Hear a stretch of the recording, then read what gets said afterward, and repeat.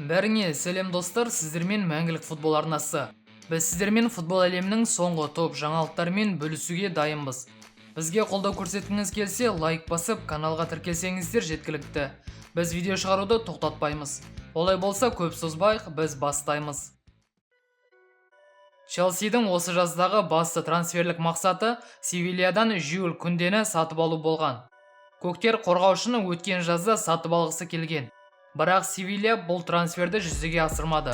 Қазір Челсимен сәтті келіссөздер жүруде. Бірақ бәрібір бұл трансфер орын алмауы мүмкін. Мұнда Депортиво басылымының хабарлауынша Жюль Севилья басшылығына Барселонаға ауысқысы келетіндігін хабарлаған. Француз Хавимен сөйлесіп үлгерген және каталондықтар өзін сатып алатынына сенімді. Хави Блаугранда президенті Жуан Лапортамен сөйлесті. Және бұл трансфер егер Севилья французды арзан бағаға жіберетін болса, орын алуы мүмкін. Барселона ойыншы үшін Севильяға ақшамен бірге Сержино Дест пен Франсишко Тринкауды қосып беруге дайын. Бірақ сонда да бұл жеткіліксіз. Челси мен Ньюкасл Күнде үшін 90 миллион еуро төлеуге дайын. Ойыншының өзі Барсаға ауысқысы келеді. Ал Севильяға қорғаушыны ағылшындарға сатқан тиімді. Барселонаның өзі де бұл трансфер орын алатынына сенбейді. Сондықтан каталондықтар Калиду Кулибали бойынша келіссөздер жүргізуде. Жоржиньо Фрелла Челсидің негізгі ойыншыларының бірі. Барлық Челсидің шабуылдары Жоржиньоның көмегімен жүзеге асырылады. Дәл осындай ойыншының орнына басқа футболшы табу қиын. Бірақ Челси осы жазда жартылай қорғаушыдан айырылып қалуы мүмкін. Calcio Mercato басылымның хабарлауынша Жоржиньоға Ювентус қызығушылық танытуда. Ойыншының көктермен келісімшарты келесі жылы аяқталады. Сондықтан Челси жартылай қорғаушыны осы жазда сатуы мүмкін. Челси егер Ювентус қосымша ақша төлейтін болса, жартылай қорғаушыны Мерхи Демириалмен ауыстыруға дайын. Челсиге Рюдигер мен Кристенсен кеткеннен кейін қорғанысты күшейтпесе болмайды. Демириал өткен маусымда Аталанта сапында жалға ойнады. Және Аталанта ойыншыны 80 миллионға толықтай сатып алудан бас тартқан болатын. Демириал әрдайым негізгі құрамда ойнауға деңгейі жетпейді. Егер қолданар болса, онда тек негізгі ойыншыларды уақытша алмастыруға. Ал Ювентуске болса, бұл өте тиімді трансфер болмақ. Қазір Юведе ойынды өз қолына алатын жартылай қорғаушы жетіспейді. Бір жағынан өте тәжірибелі жартылай қорғаушы алады, екінші жағынан керек емес ойыншыдан құтылады. Лукаку осы жазда Интерге қайтып оралатынына толықтай сенімді. Лондон бельгиялыққа ұнамаған секілді, әрі гол салуда қиын. Бірақ қазір Интер шабуылшыны толықтай сатып ала алмайды. Сондықтан жалға алуды ұсынып отыр. Бірақ Челси мен Интер келісімге келе алмай отыр. Лондондықтар Лукакуды жалға беретін болса да, Интерден 20 миллион сұрауда. Гол басылымының хабарлауынша Челси бұл соманы 12 миллионға дейін түсіруге дайын. Ал Интер болса тек 7 миллион еуроны ұсынып отыр. Челси бұдан ары қарай бағаны түсіргісі келіп отырған жоқ. Карьера де ла Сара басылымның хабарлауынша бельгиялықты Пари Сен-Жермен сатып алғысы келіп отыр. ПСЖ өкілдері Лукакуге жеке хабарласып, келіссөздер жүргізуге тырысқан. Бірақ ойыншы бұл ұсыныстан бас тартты. Ол әлі де Интерде ойнағысы келеді. Бірақ Челсиге міндетті түрде Лукакуды осы жазда сату керек.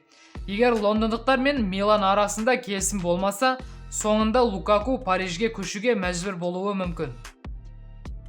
ПСЖ осы трансфердегі өздерінің басты мақсаты Интер қорғаушысы Милан Шкриньяр деп белгіледі.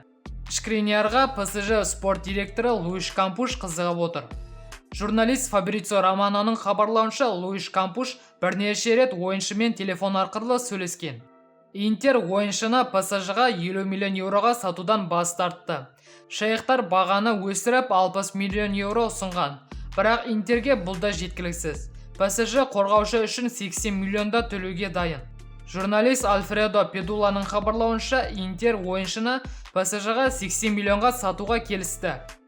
Интер Словактың орнын басатын ойыншы тауып қойды.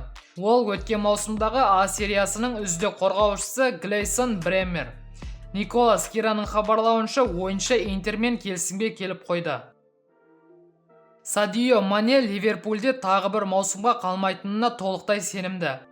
Ойыншы Мұхаммед Салахтың артында болудан шаршады және команданың жұлдызы болғысы келеді. Бұған қоса ойыншының жалақысы көңілінен шықпады. Манеге ең қолайлы командалардың бірі Бавария. Журналист Фабрицио Романоның хабарлауынша, Мане мен Бавария келіссөздерді сәтті аяқтауға жақын. Шабуылшы мюнхендіктермен 3 жылдық келісімшартқа отырды. Немістер Манеге жылына 20 миллион еуро төлейтін болады. Айта кетейік, Мане Ливерпульде жылына 12 миллион еуро жалақы алған. Ливерпуль болса Мане үшін 45-50 миллион еуро алатын болады. Бұл трансфер ресми түрде дүйсенбі күні жарияланады деп күтілуде. Барселона Де Йонгты Манчестер Юнайтедке сатып ақша тауып қалғысы келеді. Бірақ ойыншының өзі ешқайда кеткісі келмейді. Барселона Де Йонгты 100% сатады және оның орнына басқа ойыншы тауып қойды. Журналист Кеден Асердің хабарлауынша, Блауграна Манчестер Ситидің ойыншыларының бірін сатып алуды көздеп отыр. Бұл Бернарду Силва немесе Илкай Гюндаган болуы мүмкін. Ойыншының өздері Каталонияға келуге қарсы емес. Бірақ Барсаның басында үлкен қаржылық қиындықтары бар. Сондықтан ойыншыларды сатып алу өте қиын.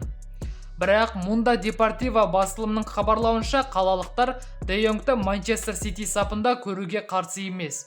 Сондықтан Гюндаган не Силваны голландиялыққа ауыстыруға дайын.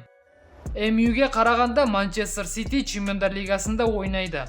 Бұл Де Йонгты қызықтыруы мүмкін. Испандық бақтың хабарлауынша, екі жақ келісімге келіп қойды. Және қалалықтар мен Барселона Де Йонг пен Бернарду Силваны алмастыратын болады. Луис Суарес Мадридтен кетті. Атлетико шабуылшыға жаңа келісімшарт ұсынған. Бірақ Диого Симеоне мен келіспеушіліктердің кесірінен Суарес бұл ұсыныстан бас тартты. Луис Барсаға қайтып келгісі келген. Өзінің жалақысын бірнеше есеге азайтуға да дайын болды. Mundo Deportivo басылымның хабарлауынша, уругвайлықты сатып алам деушілер көп. Ойыншыға МЛС, Оңтүстік Америка клубтары, Аякс, Галатасарай, Фиорентина, Аталанта және Ювентус келісімшарт ұсынып отыр. Суарес осыдан 2 жыл бұрын Ювентуске ауысуға жақын еді.